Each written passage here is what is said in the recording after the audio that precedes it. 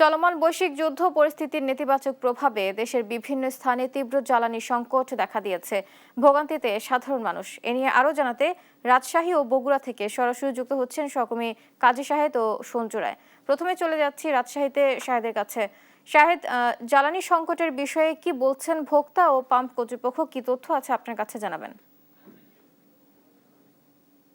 বুবলি, আমরা আছি রাজশাহীর গুলগফুর পেট্রোল পাম্পে। একটু ক্যামেরা চোখে দেখাতে চাই যে এখানে কি পরিমাণ মানুষের ভিড়। কারণটি হলো যে গত কয়েকদিন থেকেই তেলের যে সংকট, সেই সংকটটি একেবারে তীব্র আকার ধারণ করেছে এবং এই রাজশাহীর যে পাম্পগুলি আছে তার মধ্যে একটি পাম্পই খোলা আছে যেখানে আজকে সকাল থেকে তেল দেওয়া হচ্ছে, বাকি সব পাম্পগুলি বন্ধ। এখানে আমরা দেখেছি যে পুলিশ তো আছেই, পাশাপাশি সেনা সদস্যরাও এখানে নিরাপত্তার দায়িত্ব পালন করছেন, কারণ দীর্ঘ যে সারি হয়েছে এখানে তেল নেওয়ার জন্য, জ্বালানি তেল নেওয়ার জন্য, সেটি দীর্ঘ থেকে আরো দীর্ঘতর হচ্ছে। কারণ রাজশাহীতে যে 50টির বেশি পাম্প আছে তার মধ্যে একটি পাম্পই খোলা আছে যেখানে তেল দেওয়া হচ্ছে, বাকি অন্য পাম্পগুলিতে তেল দেওয়া হচ্ছে না, বন্ধ আছে। এখানে ম্যানেজারের সঙ্গে আমরা কথা বলেছিলাম, তিনি যেটি বলেছিলেন যে তারা যে পাম্প চাচ্ছেন, যে তেল চাচ্ছেন, তার সেই তুলনায় পাম্পগুলিতে তেল সরবরাহ অর্ধেকেরও কম করা হচ্ছে। ফলে আমরা যদি একটু দীর্ঘ সারিটি দেখাতে চাই এখানে, যে কি পরিমাণ মোটরসাইকেল,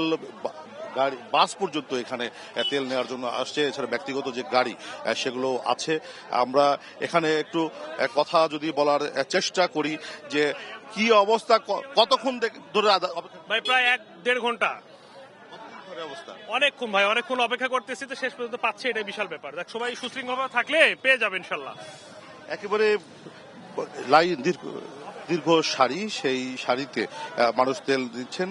এবং এখানে আমরা যখন পেট্রোল পাম্পের যিনি ব্যবস্থাপক তার সঙ্গে যখন কথা বলেছিলাম, তিনি আমাদেরকে যেটি জানিয়েছেন যে যখন বন্ধ করা হয় তখন আরো মানুষজন ক্ষুব্ধ হয়ে উঠছেন এবং এর ফলে এখানে আইন শৃঙ্খলার যে অবনতি ঘটার চেষ্টা, সেটি সম্বন্ধে একটু জানতে চাই আপনার কাছ থেকে। কতক্ষণ ধরে অপেক্ষা করছেন, কয়দিন ধরে তেল পাচ্ছেন না? 1.5 ঘন্টা থেকে অপেক্ষা করছি ভাই, এক সপ্তাহে তেল পাইনি। কারণ কি মনে হচ্ছে? কারণ কি মনে হয় যেন কেমন করে বললো ভাই, দিবে দেশ থেকে সমস্যা না, আমাদের দেশের সমস্যা, এটা তো আমার জানা নাই। রাজশাহীতে আর পাম্প খোলা নেই? আর 3টা পাম্প খোলা আছে বানেশ্বরে, কাটাখালীতে, শুনলাম। একটু জানতে চাই যে কোথা থেকে আসছেন তেল নিতে এবং কত? ডাসমারি থেকে এসেছি। ওইদিকে তো পাম্প খোলা নেই? না, ওদিকে নয়ন ফার্ম খোলা আছে, অনেক যান। আপনি কি কোথা থেকে আসছেন? আমি সাধুর মোড় থেকে আসছি। তেলের কি অবস্থা, পাম্পগুলি কেন তেল দিচ্ছে না জানেন কিছু? না, এখন তো তেলের সংকট, আকাল চলতেছে, আকালের কারণেই দেখা যাচ্ছে না এখন এরকম অবস্থা। আর তারপর তো যুদ্ধ চলতেছে, এরকম অনেক কিছুই তো শোনা যায় খবর খবরে।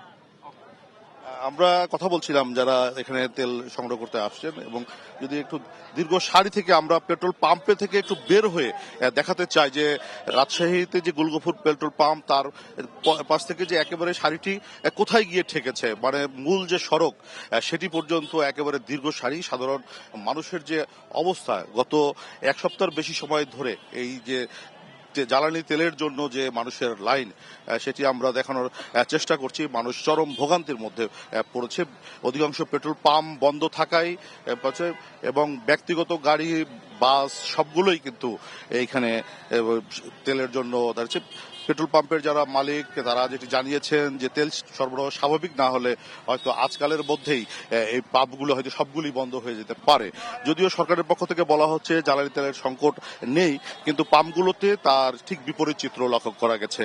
এবং পাম্পের যারা মালিক, পাম্পের যারা ব্যবস্থাপক, তারা অনেকটা নিরাপত্তাহীনতায় ভুগছেন। তারা যেটি বলছেন যে একটি নির্দিষ্ট পরিমাণ তেল তাদের কাছে আছে, সেটি দেওয়ার পরে যখন আর অন্যরা তেল পাচ্ছেন না, তখন তারা পাম্পের উপরে চড়াও হচ্ছেন এবং সেখানে নানা ধরনের অপ্রীতিকর ঘটনার ঘটছে। আমরা কিছুক্ষণ আগেও দেখেছি যে যারা বিশেষ করে ডিজেল নিয়ে যারা সেচ যন্ত্র চালান, তারা যখন প্লাস্টিকের জারে করে তেল নিচ্ছিলেন, তখন অনেকে ক্ষুদ্র প্রতিক্রিয়া ব্যক্ত করেছেন। পরে সেনাবাহিনীর সদস্যরা এখানে উপস্থিত হন, তাদের কারণে পরে সেই যে অপ্রীতিকর ঘটনার সেটি সংগ্রহতে। তো আমরা যদি দেখি যে এখন পর্যন্ত যে তেলের যে অবস্থা, সেটি একেবারে নাবিশ্বাস সাধারণ মানুষের। তো এই ছিল বুবলি রাজশাহী থেকে জ্বালানি তেল সংকট নিয়ে আমার কাছে সর্বশেষ। ফিরছি স্টুডিওতে।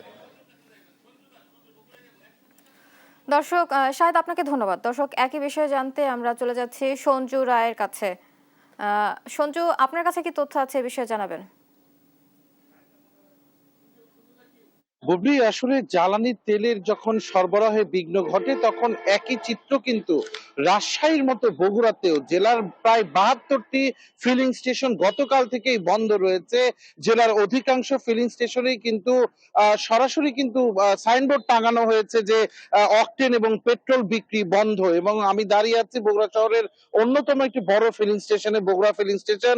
এখানেও কিন্তু গতকাল থেকেই অকটেন এবং পেট্রোল কিন্তু বিক্রি বন্ধ রয়েছে।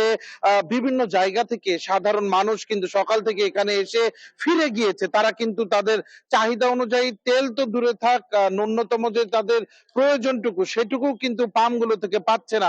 একই পরিস্থিতি কিন্তু শহরের যে অন্যান্য গুরুত্বপূর্ণ তেলের পাম্পগুলো রয়েছে সেখানেও কিন্তু আমরা দেখেছি একই চিত্র। তবে কিছুটা স্বস্তির বিষয় যে যাত্রীবাহী বাস কিংবা পণ্যবাহী ট্রাকে কিন্তু ডিজেল সরবরাহটা চালু রয়েছে।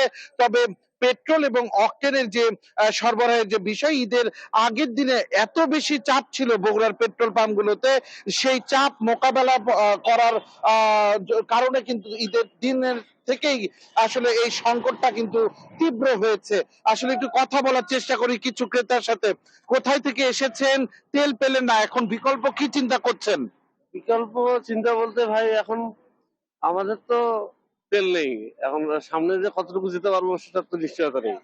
হ্যাঁ, এখন দেখি সামনের পাম্পে যদি তেল পাই, অথবা ঢাকার উদ্দেশ্যে অর্ডার দিছি, যাওয়ার উদ্দেশ্যে যদি তেল পাই তাহলে যেতে পারবো, না হলে আবার কোথাও না কোথাও তো হোঁচট খাইতেই হবে আমাদের। এই ভোগান্তির মধ্যে পাচ্ছি। ধন্যবাদ আপনাকে। কথা বলবো একটু।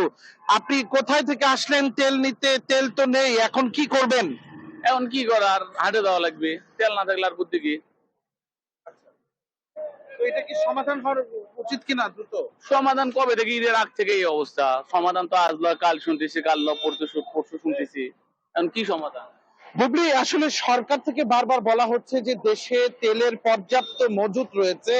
সেই ঘোষণার পরেও কিন্তু সাধারণ মানুষের মাঝে যে তেল নিয়ে যে সংকট বা ভোগান্তি তা কিন্তু কোনোভাবেই কাটছে না। সাধারণ মানুষ যেটি বলছে যে দ্রুততম সময়ে এই সংকট দূর করা হোক। তখন ব্যবসায়ীরা এবং পাম্প মালিকরা যেটি বলছে ঈদের কারণে তারা পে অর্ডার করতে পারেনি, তারা তেলের যে চালান সেটি নিয়ে আসতে পারেনি। আজ যেহেতু ব্যাংক খুলেছে ইতিমধ্যেই তারা পে অর্ডার করেছে। তারা আশা করছেন যে সন্ধ্যা বেলা কিংবা বিকেল বেলার পর থেকেই তারা কিন্তু স্বাভাবিকভাবে তেল এবং তেলের যে সরবরাহ তা কিন্তু আবার স্বাভাবিক করতে পারবে। সাধারণ মানুষের প্রত্যাশা করে যে দ্রুততম সময়ে এই সংকটের নিরসন হোক। বুবলি, বগুড়া থেকে জ্বালানি তেলের সংকট নিয়ে আজকে আমার কাছে এটিই ছিল সর্বশেষ।